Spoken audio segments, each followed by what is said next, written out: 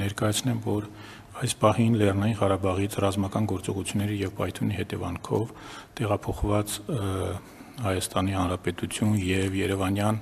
տարբեր բուժհաստատություններում բուժում են ստանում թվով 92 քաղաքացի, նրանցից 11-ի վիճակը այս պահին շարունակում է գտնվել ծանր, 3-ինը ծայրահեղ ծանր։ 19 պացիենտ շարունակում են իրենց բուժումը արտասահմանում, նրանց մոտ նկատվում է առողջական վիճակի դրական դինամիկա։ Այս վերջին շաբաթների ընթացքում 150-ից ավել բուժառու է դուրս գրվել հիվանդանոցներից և իրենց բուժումը կշարունակեն և շարունակում են ամբուլատոր օղակում։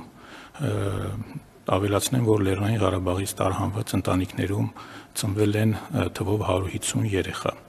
Այս պահի դրությամբ Լեռնային Ղարաբաղից բռնի տեղահանված 57200 հայրենակից արդեն իսկ հավաքագրվել, գծագրվել է թե քաղաքային պոլիկլինիկաներում, թե գյուղական ամբուլատորիաներում։ Եվ ևս մեկ անգամ,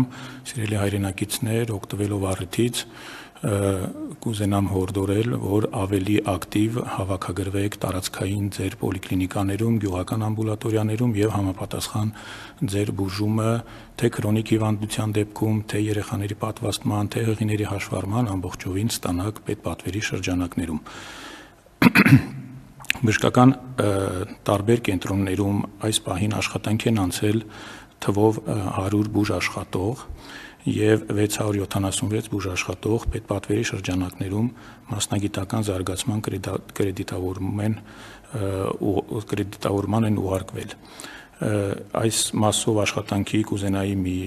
կարևորագույն փաստ նշել, որ Առողջապահության նախարարության ուղղորդմամբ մարզային բժշկական հաստատություններում առկա թափուր հաստիք զբաղեցնելու դեպքում ի հավելումն սահմանված աշխատավարձի մեր հայրենակիցներին կտրամադրվի նվազագույն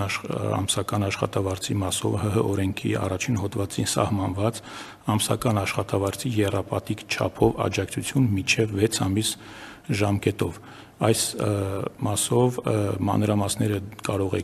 մանրամասների համար կարող եք դիմել Առողջապահության նախարարության անձնակազմի կառավարման վարչություն կամ զանգահարել հեռախոսով 060 88 03, լրացուցիչ համար 1502, 03, 0405 և 07, ինչպես նաև թե Facebook-յան և թե մեր կայքում տվյալ ինֆորմացիան առկա է և կարող եք ծանոթանալ։